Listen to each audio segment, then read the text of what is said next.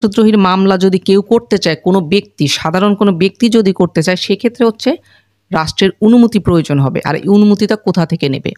সেটা হচ্ছে বাংলাদেশের যে স্বরাষ্ট্র মন্ত্রণালয়টি রয়েছে, স্বরাষ্ট্র মন্ত্রণালয়ের সচিব বরাবর অনুমতি চেয়ে চিঠি দিতে হবে।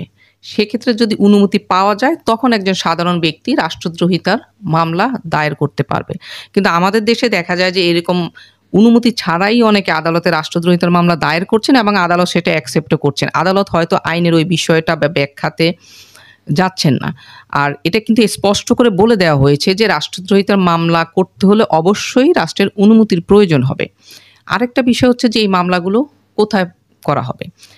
কোথায় করবে এই বিষয়টা বলা হচ্ছে আমাদের দেশের যে কোড অফ ক্রিমিনাল প্রসিজার বা ফৌজদারি কার্যবিধি, এই আইনের 2nd শিডিউল বা 2য় তফসিলে কিন্তু এটা স্পষ্ট করে বলে দিয়েছে যে মামলাগুলো কোথায় হবে।